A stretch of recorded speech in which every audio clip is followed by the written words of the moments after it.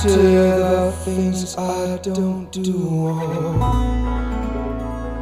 I could take you high.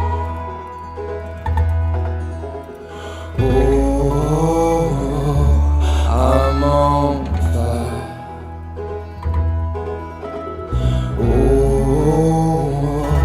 I'm on fire. And I'm on fire.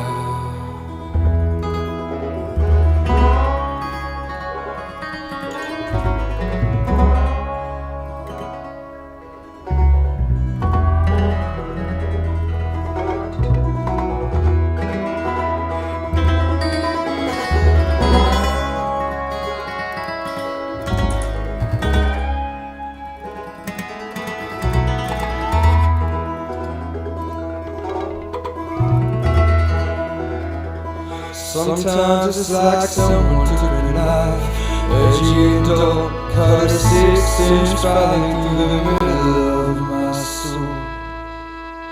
At night I wake up with the sheets soaking wet and a freight train running through the middle of my head. Oh,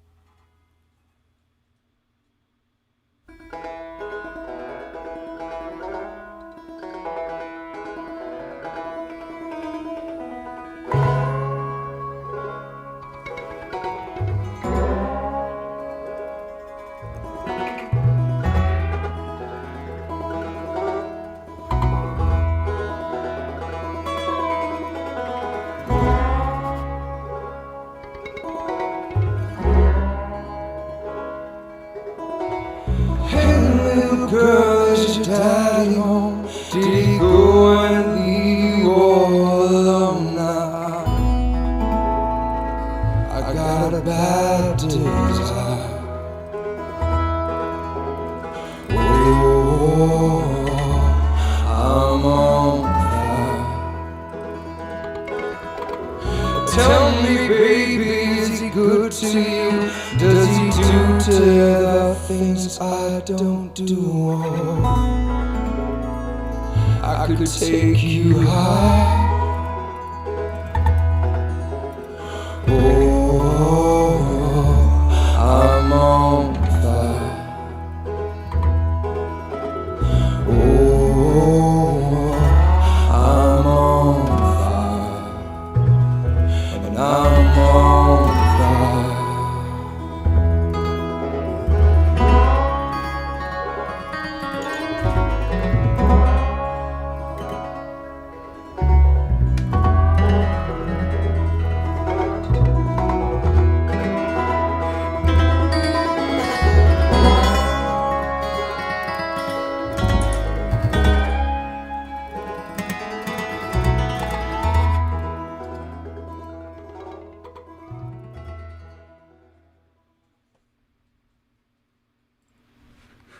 Hey, good morning, everyone. Welcome to The Lookout. If you're just joining us for the first time, my name is Zeke Lunder. I'm a wildfire analyst and fire mapping specialist. Been doing this stuff for a long time. And we cover going fires in California and beyond. And we're interested in fire management, fire tactics, other things related to fire management, how fires get put out. Everything wildfire. So we're going to look at the Mosquito Fire, which is taking off near Foresthill in a bad spot. And we're going to go down to Southern California and look at the Radford Fire and the Fairview Fire. The way we usually do this is we kind of drive around a map and talk about what we're seeing. Okay.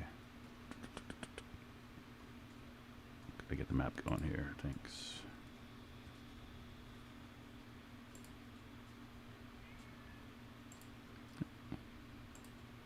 Something's gonna happen here.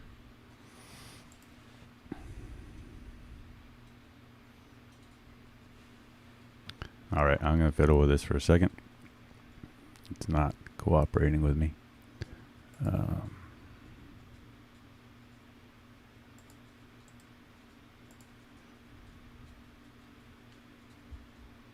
Right, it's the wrong one.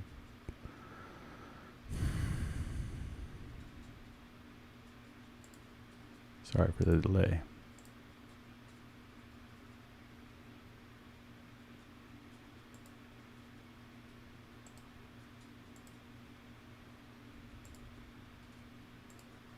There we go. All right. Sorry about that.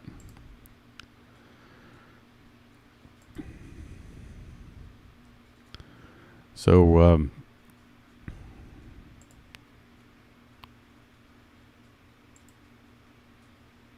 there we go. Okay. Never a dull moment around here. Okay, so we're looking at the Mosquito Fire here, and just as a starter, we're looking at fire history. So, Mosquito Fire.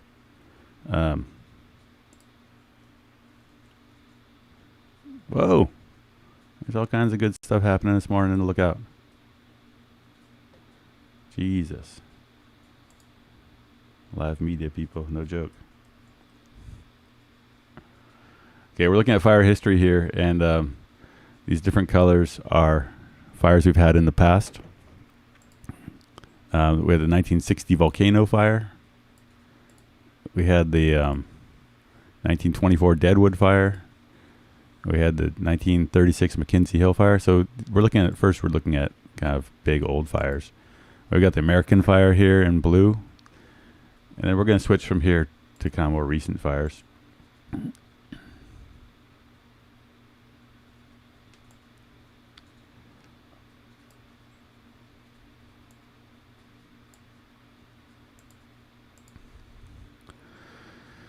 We've got the 2013 American fire here, the 2007 Ralston fire. So kind of big picture where this fire is, the Mosquito Fire. It's burning in American River Canyon above Foresthill. Here's Foresthill right here. Jeez, I don't know why we keep going down the drain. My magic mouse isn't working. Sorry. Anyway, Forestill's right in the middle.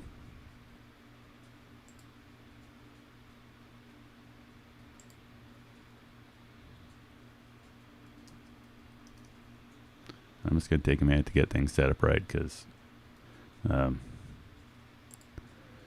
we care here. All right, there we go, magic mouse. Let's start over here. Here's Foresthill. If we zoom out a little, Volcanoville, Michigan Bluff, and we've got the Mosquito Fire here. So it started last night down by Oxbow Reservoir, down here near the Ralston picnic area. And it burned actively uphill over the night, and now it's pretty well established. This mapping is from this morning about 4:45 a.m. in red. And this Ralston fire here is 2007 off to our right. We talk a lot about how previous fire scars may or may not affect the behavior of a current fire. And in this case, 15-year-old fire, it may not buy as much because everything that burned is kind of grown back in. A lot of the material that was killed by that fire is still there. So we can't expect this fire scar to necessarily help us a whole lot. A little farther downhill, down the canyon here, we've got a 6-year-old fire. This is the Trailhead Fire from 2016. And so I think the big thing to talk about with this fire is just that you don't see a lot of medium-sized fires on this fire history layer, right? Like we put fires out in the canyon before they get to the top, or we don't put them out until they really burn for a long time. So I think it's not unlikely, given the weather and the time of year and the winds and everything, that this fire could end out, burning a footprint like the Ralston. It's similar to the Feather River in that we don't see a lot of medium-sized fires. When fires escape initial attack, in this canyon country, we don't have a lot of options for getting in there and controlling them. So let's just kind of look real quick at the larger kind of tactical picture here. In the green here are transmission lines, power transmission lines. This particular line running through here is 60 kilovolt, which is not it's not a real large line as far as power lines go. It's not, like the lines that carry power down from the Pacific Northwest into the California grid. It basically carries electricity from 2 hydroelectric projects up here that are being fed by Hellhole Reservoir. So, and I don't know if this is even generation here on Hellhole or if it's just that's a 60 kilovolt. But there's a powerhouse down here off of Hellhole. And so this is hydropower electricity that's coming into the grid. This line goes down towards Auburn, and this line is a 230 kilovolt line, which is pretty big. And that's going down to Sacramento kind of area. So don't know so far if this fire here has shut down this 60 kilovolt line. But if it crosses the river and burns up here and threatens that 230 kilovolt, that's it's not an insignificant amount of electricity that will not be available on the California grid.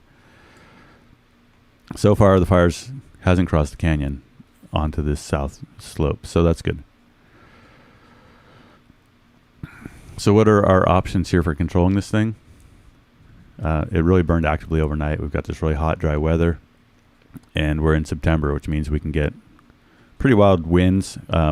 And this is a place on the landscape where we're going to have up canyon winds in the afternoon and down slope winds at night. They can be quite strong. And you can see kind of that those downslope winds are part of what drove this fire overnight. So the fire will be more controllable when it gets to the top of the mountain here, out to Foresthill Road. It's potentially already to the top of this bluff here. This mapping is a couple hours old.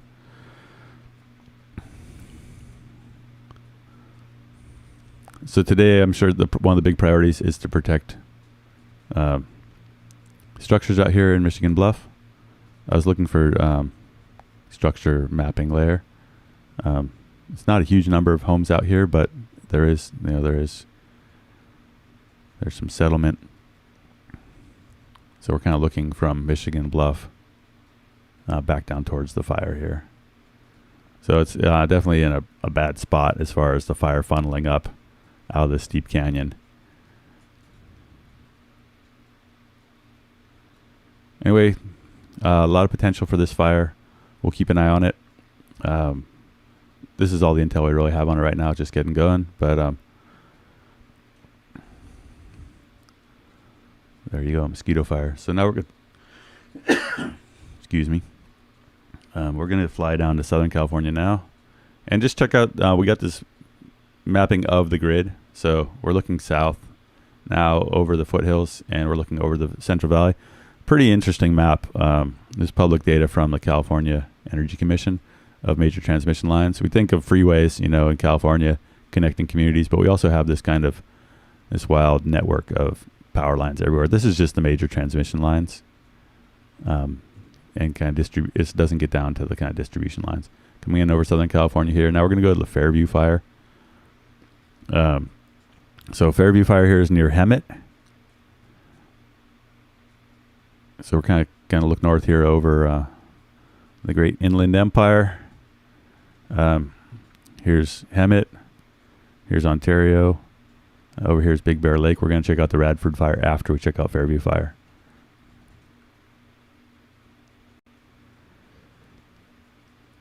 And we haven't covered Southern California fires a lot here on the Lookout. We're Northern California based.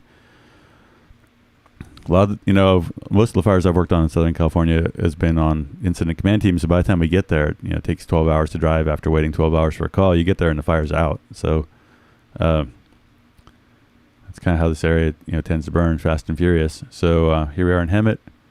Fairview Fire started up here. I don't really know the local landmarks very well, but it burned initially this way. And then by last night, it had burned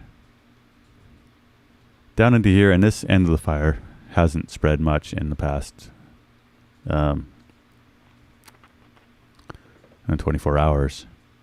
There's like little bits of fill in here, but this whole end of the fire hasn't spread in the last 24 hours. So we're looking east over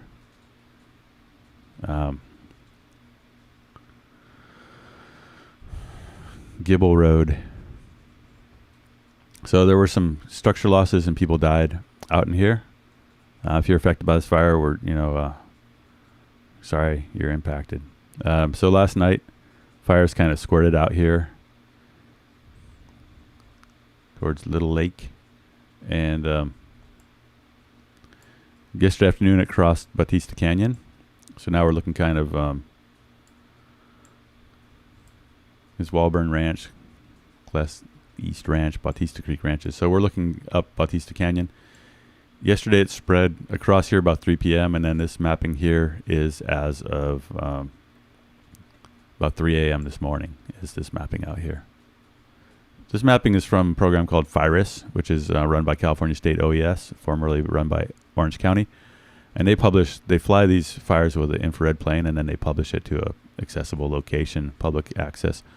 So it's kind of a game changer for us Intel folks to have, frequent updates of real-time intel. So here's where the fire was at 3 a.m.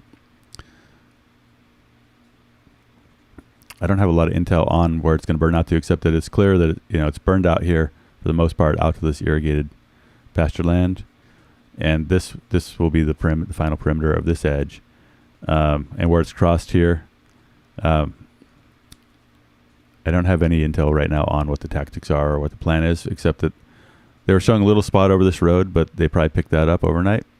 And so this road likely is going to be one of the containment lines. And over on this side, the topography is not doing anyone any big favors on creating good opportunities for firing or indirect attack for a while. But some good news is that this flank hadn't spread very rapidly yesterday. So these little areas here where it's pooched out are places that it's spread in the last 18 hours. And a lot of this whole flank hasn't spread much. So we're looking kind of northwest here over Bautista Canyon out towards Paradise Valley. All right, so that's Fairview Fire. One good thing about this fire is it's not impacting any transmission infrastructure for power. Okay, we got a lot of fire history turned on here. I mean, Southern California's got a huge amount of fire history. So that's what these various colored polygons are. And we're interested in that because a recent burn can be a decent fuel break, right? So we got the 2020 Apple Fire, 2020 El Dorado Fire, which killed a firefighter. So blue and green are kind of newer, and orange and yellow, orange and tan colors, salmon color, those are older burns that don't buy us as much advantage. Lake Fire of 2015 out here. Okay, so coming in here to Big Bear Lake, this is the Radford Fire. It's not really huge yet, but it has kind of spread aggressively over the past 36 hours or so. These outlines are from 5 p.m. So at 5 p.m. it kind of made a run over the top of the mountain here. We're kind of looking over Snow Summit Ski Resort. And this run here was at 5 p.m. And then this run here farther out is at midnight. This fire also isn't currently affecting transmission lines.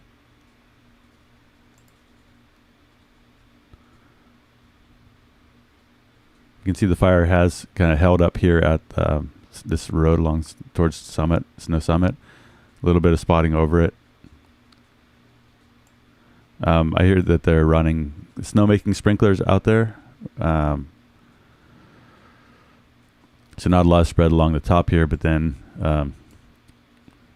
kind of evening between 5 p.m. and midnight, quite a bit of spread and some mid-range spotting. This polygon over here is not the fire. This is 2004 fire in our fire history layer.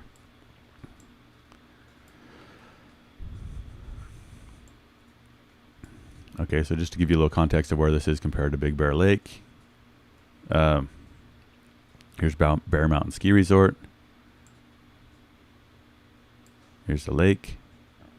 and it's kind of spotted on. It's well established in spotting down on this slope, moving downhill.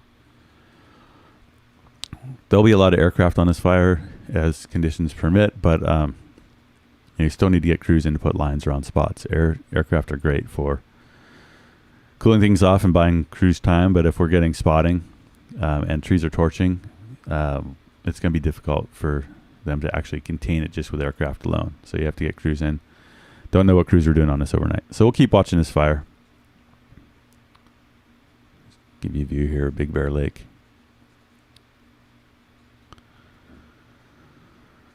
Our other fires that we've been covering up in Northern California, we don't have a lot to report on those because we didn't get our infrared. So jump in here up to the mountain fire. We've been watching this one up by Mount Shasta. Yesterday it was behaving itself fairly well, it seemed like. And before that, things had kind of burned out the dozer lines. If you want some intel on that fire, if we get anything new, we'll be on our Twitter, which is wildland_ZKO on Twitter. Okay, so I'm going to take a drink of water and I'll answer some questions.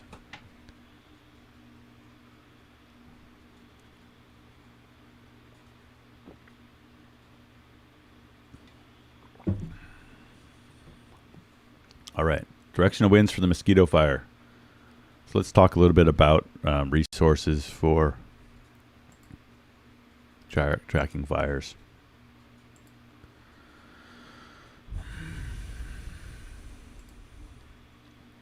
All right, I really like this site called Caltopo. And so I'm just going to open up here, Foresthill, California. So here's Foresthill. Excuse me. Caltopo's great website. It's basically a map making website, and so you can open up find where you are, and then you can start stacking up different layers. So here I've got like a Forest Service topo map. We've got the Ralston Afterbay here. The fire's burning down in here basically. So what you can do in this program is you can turn on the wind plot, and it shows that right now you've got kind of 5 to 10 mile an hour down canyon winds. And so then you can say, let's go out 12 hours. And 12 hours from now it says we got 5 to 10 mile an hour up canyon winds, which we kind of know happens around here. And then go out 24 hours, and he'll think about it, and then it'll tell you you got down canyon winds again. So you kind of have this whipsaw effect on fires in this canyon. And it's really typical of winds in canyons and big mountains in general. Look out 9 hours, up canyon winds. Look out 6 hours, up canyon winds.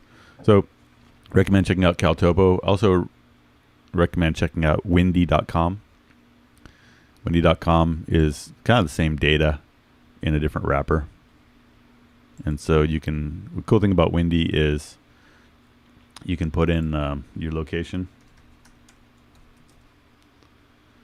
and plug a point on the map, and it'll give you an animated kind of forecast. So here in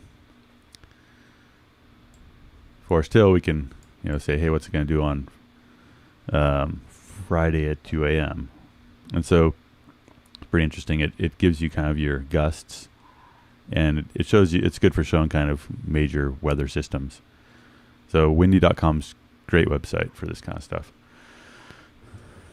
Someone says there's many historic buildings down there. Are you talking about Foresthill, I guess?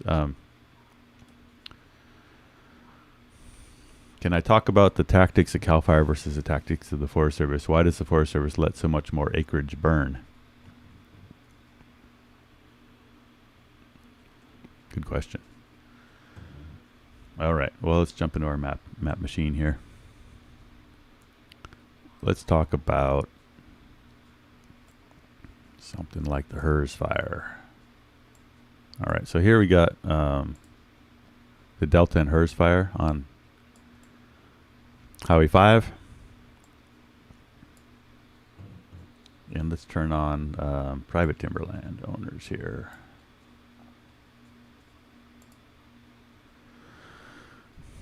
Okay, so we're going to talk a little bit about, I'm answering a question about tactics of CAL FIRE versus Forest Service and why does Forest Service let much more acreage burn.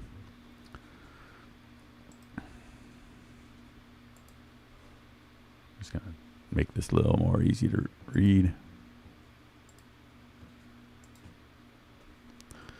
Okay, so yellow areas here on the map are private timberland. Areas that aren't yellow are Forest Service. CAL FIRE works basically, the big part of their charter is to protect private timberland. And the Forest Service's charter is to manage landscapes and watersheds and wildlife habitat. And so when you have a fire burning in a landscape like this, and CAL FIRE's in charge, CAL FIRE doesn't own the land and they don't have to manage it after the fire.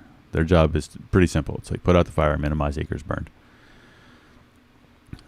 I guess another part of this is that CAL FIRE and Forest Service respond to fires in different geographies, right? So if you look at where there's private timberland in the state, oftentimes it's because that land was bought up by people to grow timber before the Forest Service existed, right? So if you look down here around like Shingletown, Viola, coming down towards Chico, Butte Meadows, all this land in yellow is protected basically by CAL FIRE. And flatter ground with deeper soil grows trees better. So, and it's also easier place to fight fire. Like you can come out here on these flat ridge tops around above Chico and you can drive bulldozers around and lots of roads and it's a lot easier to put out a fire. But then the Forest Service ended up getting all this crap ground from a timber perspective. It's not crap at all, but anyway, here's Forest Service ground. And so Forest Service gets to go fight fire in the Ishii Wilderness on a bunch of dead-end lava canyon buttes that where you can't drive dozers, you can't connect the dots. And so if you got a big fire burning here in Ishii Wilderness, you're probably not going to drive dozers all around it. Might not even be able to walk, you might have to hike or fly crews in. So the Forest Service is going to back off to this road system here and may put some dozer line in over here and they're going to let it burn. They're going to burn out this whole area because, one, this area is fire adapted and needs fire, and two, there's no safe way to come in here and put out a 1,000-acre fire that's burning with no anchor points.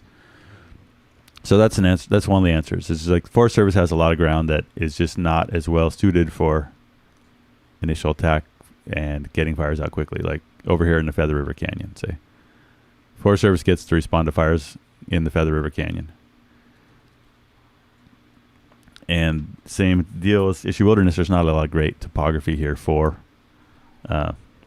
putting a fire out quickly. You don't see a lot of small fires on the fire history layer in the Feather River Canyon. So there's lots of reasons. Completely different culture of the two agencies, different management objectives, different charter, different laws affecting how they respond. But geography is a big part of it. You can see all the way down the Sierra that private timberland, that yellow all the way down the Sierra, that's the good ground. That's nice cream of the crop ground for growing trees. And CAL FIRE gets to protect it. Okay. Someone says they grew up in Hemet and don't remember fire back there. Tough to hold on mid-slope road. Roll out and down slope road. Someone wants to know about the Cedar Fire. Made a push to the east yesterday. Sorry, I didn't have any data this morning. We'll check it out tomorrow. Last summer, Caldor destroyed Sierra Tahoe. This summer, Fairview's burning up the hills you grew up in. Yeah, sorry about that. California's got it coming either way. SoCal, NorCal, we're all getting our fires. But yeah, so we're going to keep watching this Mosquito Fire. It's in a bad spot. When you look at the fire history, the fire history on the map to me just shows potential. It's it's fire telling you where in the past it's had that kind of cocktail of topography, wind, weather, fuels, access that has allowed it to get large. So I wouldn't be surprised to see this Mosquito Fire get large. But the good thing is right now that we don't have a whole bunch of other fires burning in Northern California. So, and the fires in SoCal, they're not going to take up every air tanker we've got. So barring a bunch of new starts, we are going to have a lot of resources to put into this fire. It's kind of uncommon to be so hot and dry and have so. I'm not trying to jinx anything, but we're in a really good position right now in Northern California with resources. And so if this fire gets large, it's not going to be for lack of resources or for lack of effort on the part of the agencies that are trying to control it. It's going to be because of the topography and the weather and the access and the winds. So we'll keep you posted on this. And Catherine's World says, we lost too many crews letting them enter death traps. It's true. No one wants to kill firefighters. And these are, with this weather we're having, it's really heat exhaustion, and the productivity of fire hand crews goes way down when it's 105, 110 degrees. So good luck to everyone. We'll keep you posted. Thanks for tuning in. Thanks for supporting The Lookout.